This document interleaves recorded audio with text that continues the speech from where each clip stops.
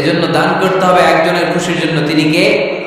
এজন্য রব্বুল আলামিন বলেন, মাসালুল্লাযীনা ইউনফিকুনা আমওয়ালাহুম ফি সাবিলিল্লাহি কামাসালি হাব্বা আমবাতাত সাবআ সানাবিলা ফি কুল্লি সুনবুলাতিন মিআতু হাব্বা ওয়াল্লাহু ইউদাঈফু লিমান ইয়াশা ওয়াল্লাহু ওয়াসিউন আলীম। সুবহানাল্লাহ পড়েন।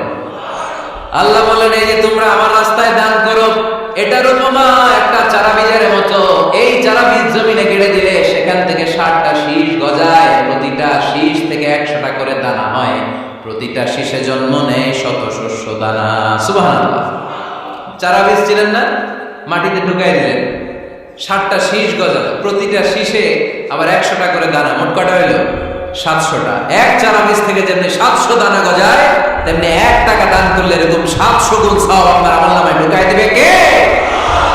যারা দুনিয়ার বুকে প্রকাশ্যে গোপনে দান করত, সচ্ছল আর অসচ্ছল অবস্থায় দান করত, কিয়ামতের দিন যখন তাদেরকে তাদের আমলনামা দেয়া হবে, আমলনামা দেখে বলবে, আল্লাহ এত সওয়াব দুনিয়ার বুকে আমি করি নাই, অন্য কারো আমলনামা তোমার ফেরেশতারা ভুল করে আমারে দিয়েছে।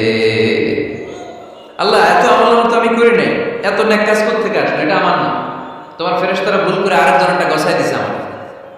আল্লাহ বলবে, না, আমার ফেরেশতারা ভুল করে না। সুবহানাল্লাহ পড়ে।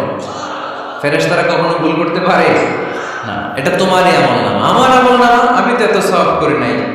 আল্লাহ বললেন, তুমি যে ওই আমার খুশির জন্য দান করেছো, ওই ছোট্ট দানটাকে আমি বড় করে তোমার আমলনামায় ঢুকাই দিচ্ছি। আরো আস্তে কোন সুবহানাল্লাহ। হাদিসে এসেছে, কামা ইউরাব্বি আহাদুকুম ফুলুয়া, তোমরা যেমনি ছাগল পালো, বাছুর পালো, আল্লাহ তাআলা তোমাদের দানটাকে এরকম পেলে পুষে বড় করে। আপনারা কিশোরগঞ্জে গরু পালন কারা দেখি? বাড়ি বাড়ি, আপনার বাড়িতেও আছে। তো এই যে গাভী যখন বাচ্চা দেয়, বাছুর হয়, খুশি লাগে না আপনাদের? মালিক কি করে? এটারা খাওয়ায়, খাইয়ে দাইয়ে পেলে পুষে বড় করে না, কুরবানির হাটে বিক্রির জন্য। আল্লাহ বললে, তুমি যে এই ছোট্ট দান করেছো, তোমার এই ছোট্ট দানটা আমি এটারে খাইয়ে দাইয়ে পেলে পুষে বড় করে উহুদ পাহাড়ের সমান করে তোমার আমলনামায় ঢুকিয়ে দিয়েছি।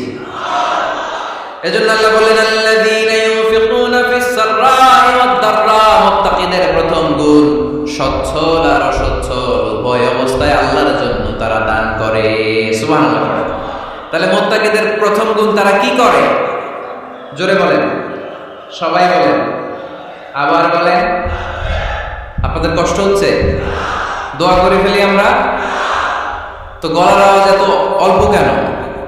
আওয়াজ করে উত্তর দেওয়া যাবে? চিল্লায় পড়েন আল্লাহু আকবার। এইভাবে উত্তর দিবেন, এভাবে আওয়াজ করে উত্তর দিলে আমি বুঝবো আমার কথা শুনতেছেন, বুঝতেছেন। তা না হলে আমি বুঝবো বুঝতেছেন না, আমি এত কষ্ট করে বলি, এরা বুঝে না।